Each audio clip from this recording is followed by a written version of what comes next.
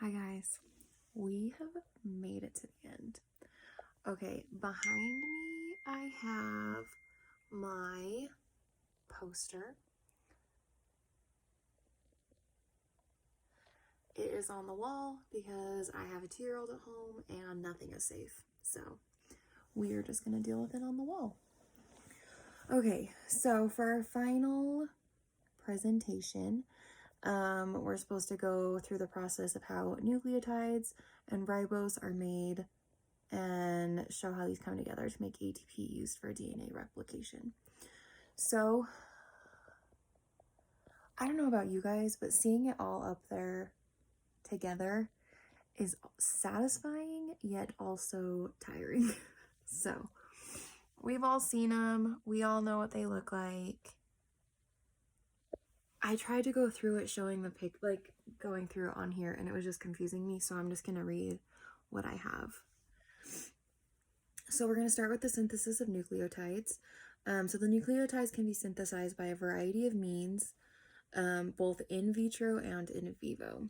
So in vitro, that's protecting groups may be used during laboratory production of nucleotides. A purified nucleoside is protected to create a phosphoramidite, which can then be used to obtain analogs that are not found in nature and to synthesize an oligonucleotide, so a new one. Then in vivo nucleotides, they can be synthesized de novo or recycled through salvage pathways. So the components used in de novo nucleotide synthesis are derived from biosynthetic precursors of carbohydrates and amino acid metabolism, and from ammonia and carbon dioxide. The liver is the major organ of de novo synthesis of all 4 nucleotides. The de novo synthesis of pyrimidines and purines follows 2 different pathways. Pyrimidines are synthesized first from aspartate,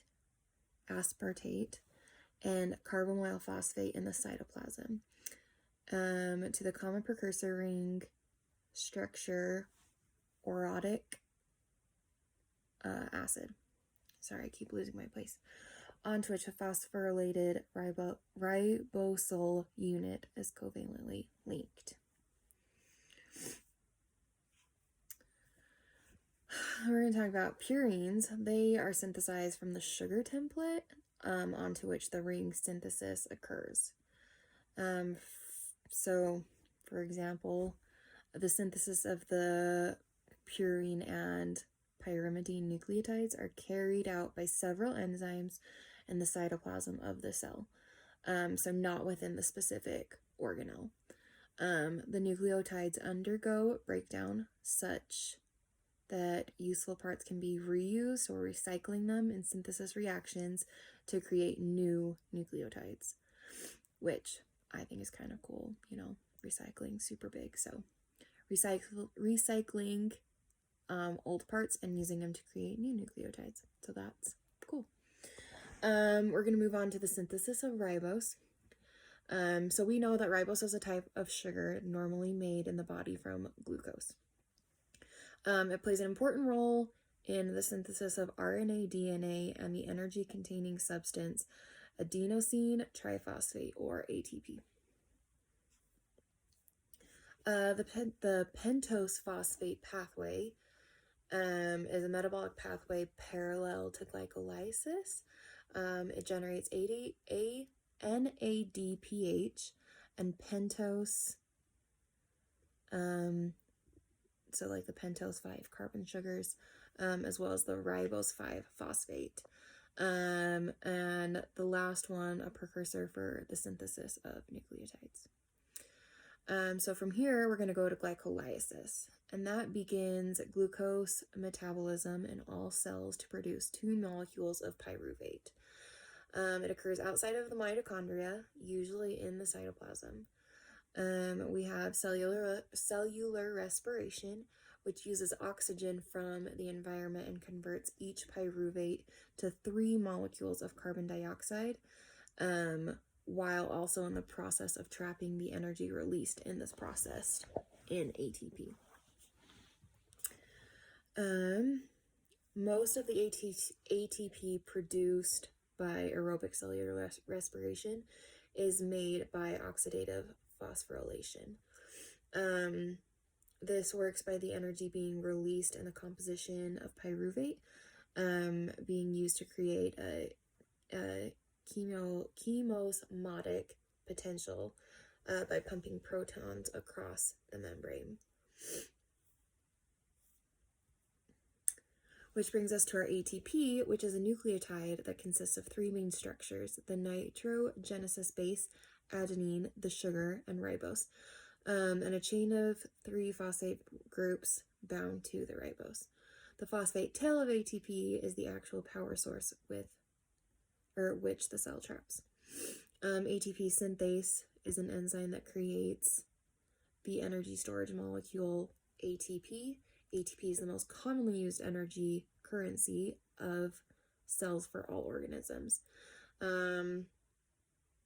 It's formed from ADP, which is adenosine diphosphate, and inorganic phosphate, or PI. The overall reaction catalyzed by ATP synthase is ADP plus PI plus hydrogen converts to ATP, 2 ATP plus H2O plus hydrogen going in. ATP is a nucleoside triphosphate,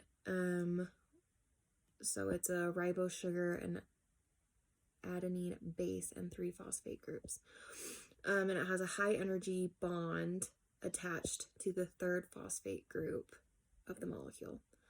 The bond is really unstable, and when it is hydrolyzed, it releases a substantial amount of free energy. So just to add to providing energy, which, is the big one for ATP, it also has other essential roles in the cells. It's one of the 4 nucleotides required for the synthesis of DNA,